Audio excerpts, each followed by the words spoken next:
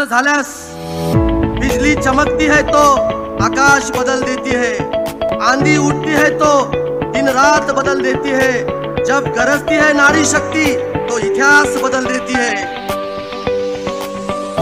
इतिहास बदलण्याचं सामर्थ्य असणाऱ्या या नारी शक्तीचं प्रतीक असणाऱ्या महामहिम राष्ट्रपती द्रौपदी मुर्मू मॅडम यांच्या रूपानं उदगीर या आपल्या भूमीत राष्ट्रपतींचं झालेलं आगमन हे उदगीरच्या इतिहासातील सुवर्ण पान आहे।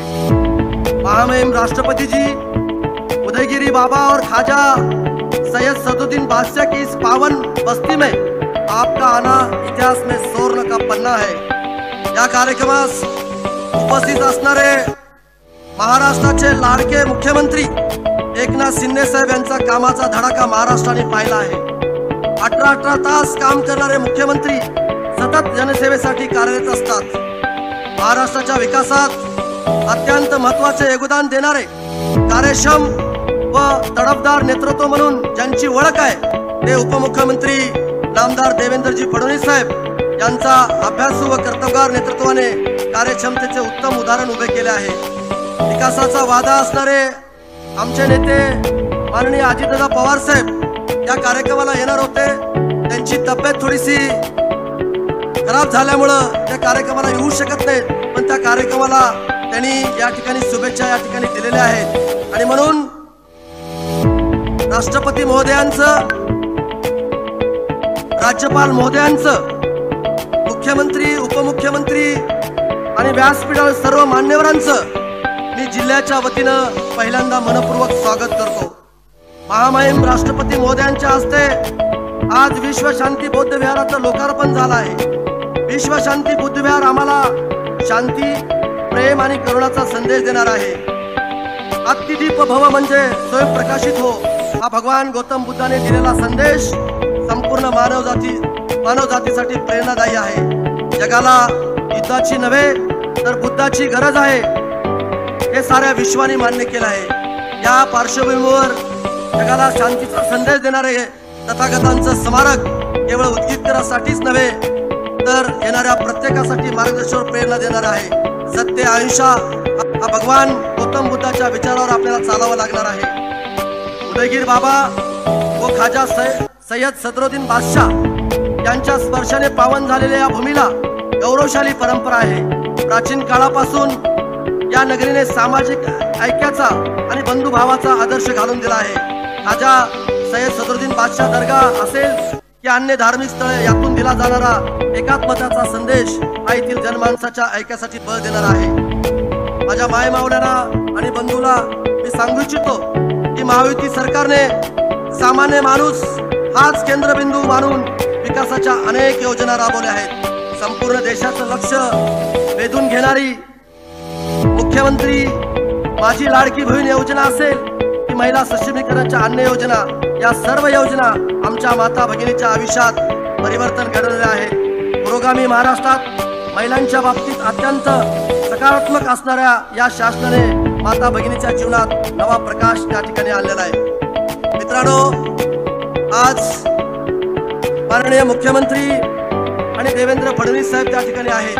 हे दोन्ही आणि आमचे नेते अजितदादा पवार साहेब हे तिन्ही नेते या महाराष्ट्रामध्ये काम करणारे नेते म्हणून या महाराष्ट्रामध्ये त्यांची ओळख त्या ठिकाणी निर्माण झालेली आहे। आणि म्हणून त्यांच्या सर्वांच्या आशीर्वादानं आणि तुमच्या सर्वांच्या आशीर्वादानं या भागाचा लोकप्रतिनिधी म्हणून मला या ठिकाणी संधी मिळाली आणि मागच्या 5 वर्षात उदगीर मतदारसंघाचा चेहरा मोहरा बदलण्याचा प्रयत्न प्रामाणिकपणे मी या ठिकाणी केला। विकासाचा बॅकलॉग अनेक वर्षाचा भरून काढला आहे। भविष्यातील विकासाचे नियोजन त्या ठिकाणी केलेलं आहे। मुख्यमंत्री माझी लाडकी बहीण योजनेअंतर्गत उदगीर विधानसभा मतदारसंघात जवळजवळ 80,000 भगिनींना रक्षाबंधनाची भेट शासनाच्या वतीने देण्यात आली। या भगिनीच्या आर्थिक उन्नतीबरोबर त्यांच्या रक्षणासाठी आमचे सरकार कटिबद्ध आहे। माननीय राज्याचे लाडके मुख्यमंत्री एकनाथ शिंदे साहेब आणि दुसरे कर्तबगार उपमुख्यमंत्री देवेंद्र फडणवीस साहेब आणि मला मंत्रिपदाची संधी उपलब्ध करून देणारे आमचे नेते माननीय अजितदादा पवार साहेब यांच्या सहकार्यामुळेच मतदारसंघात हा विकास करता आला। उदगीरचा विकास आता जिल्ह्याच्या धर्तीवर झाला असून जिल्हा निर्मितीच्या प्रक्रियेत उदगीरला जिल्ह्याचा दर्जा द्यावा अशी आग्रही मागणी तुम्हा सर्वांच्या उपस्थितीमध्ये मी या सर्व नेतेकडे त्या ठिकाणी मी करतोय। तुम्हा सर्वांना माहिती आहे आरोग्याच्या बाबतीमध्ये प्राथमिक गरजा आपण त्या ठिकाणी पूर्ण केल्यात, पण हे आमचं शहर लातूर शहराच्या नंतर मोठं शहर आहे आणि म्हणून इथं कर्नाटक तेलंगणाच्या बॉर्डरवरचं हे शहर आहे आणि म्हणून इथं एक मेडिकल कॉलेज झालं पाहिजे आणि एका मोठ्या उद्योगाची उभारणा त्या ठिकाणी झाली पाहिजे अशी या ठिकाणी जनतेची मागणी आहे। मला खात्री आहे राज्याचे मुख्यमंत्री आणि कर्तव्यगार उपमुख्यमंत्री हे सकारात्मक आहेत, दृष्टिकोन ठेवून आपल्याला हे मंजुरी देतील अशी आशा या ठिकाणी व्यक्त करतो। मित्रांनो, मी पाहतोय एक सर्वसामान्य कार्यकर्ता म्हणून मी मंत्रिमंडळामध्ये काम करतोय।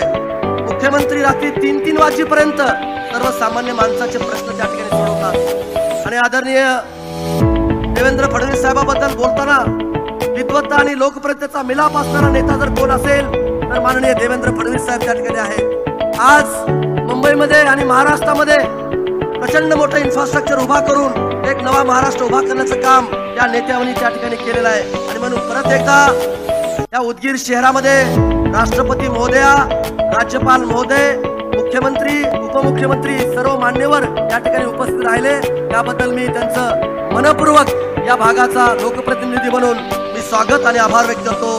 थांबतो। जय हिंद, जय महाराष्ट्र। धन्यवाद सर। आता माननीय राष्ट्रपती महोदया श्रीमती द्रौपदी मुर्मू मॅडम यांचं स्वागत आयोजकांच्या वतीने केलं जाईल। मी माननीय मुख्यमंत्री महोदय श्री एकनाथ शिंदे सर, माननीय उपमुख्यमंत्री महोदय श्री देवेंद्र फडणवीस जी, माननीय क्रीडा आणि युवक कल्याण आणि बंदरे मंत्री श्री संजय बनसोडेजी यांना विनंती करते की त्यांनी राष्ट्रपती महोदयांचं स्वागत करावं।